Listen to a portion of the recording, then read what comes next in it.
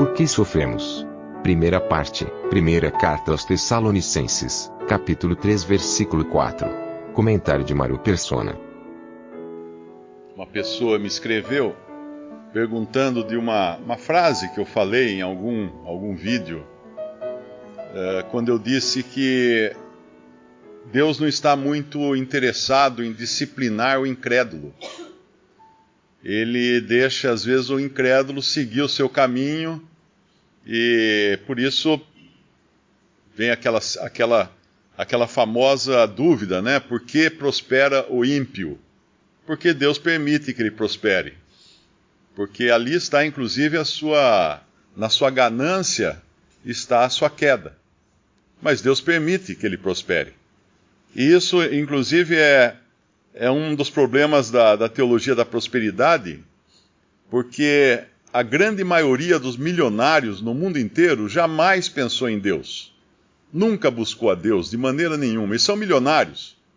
Então, a teologia da prosperidade não tem nada a ver com a pessoa seguir a Deus ou ser fiel a Deus para ficar rico, porque os milionários do mundo estão ricos e nunca seguiram a Deus, nunca se preocuparam com isso.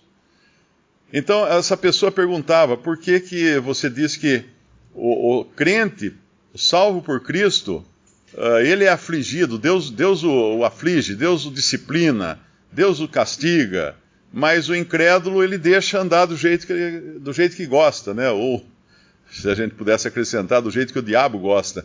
O incrédulo deixa andar na dele, sem problema algum. E aí eu mostrei claramente que essa é uma grande diferença mesmo, porque a própria pergunta já gera a resposta. Por que Deus disciplina os que são seus e não os ímpios, os pecadores, os não convertidos? Porque são seus. Porque são seus filhos.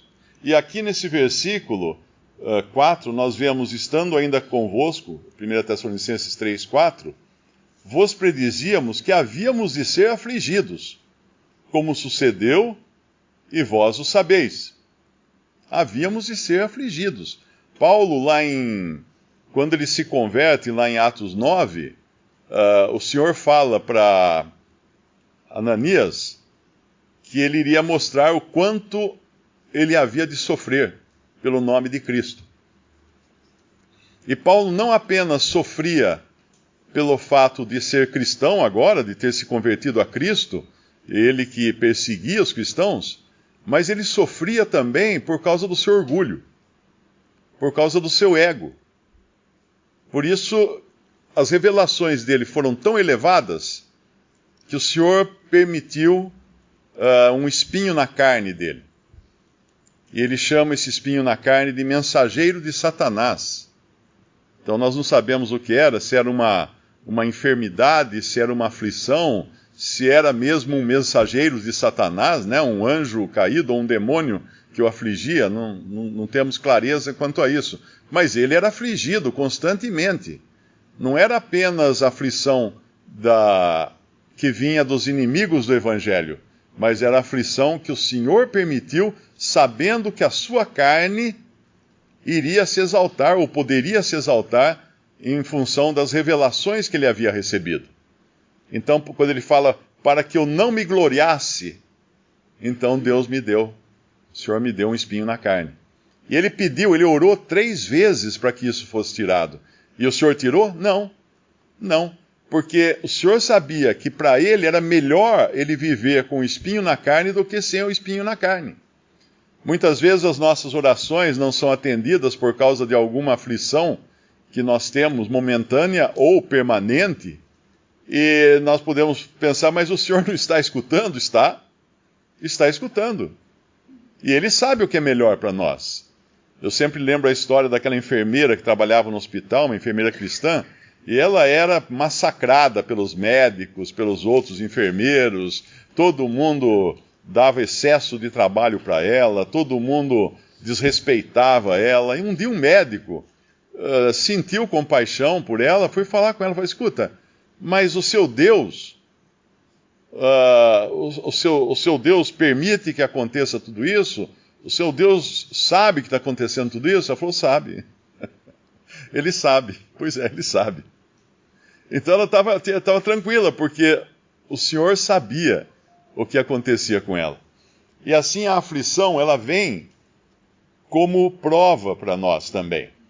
Assim como foi para o apóstolo Paulo, vindo de onde ele vinha, né, de uma posição tão elevada no judaísmo, e de repente passar de perseguidor a perseguido, ele sofria provas, sofria perseguições, e isso ajudava Paulo de diversas maneiras.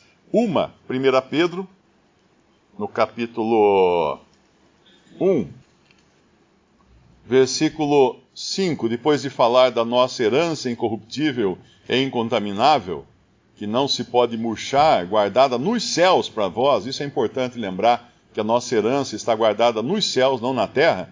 No versículo 5 de 1 Pedro 1, ele fala que mediante a fé estáis guardados na virtude ou poder de Deus para a salvação, já prestes para se revelar no último tempo, em que vós grandemente vos alegrais, ainda que agora importa.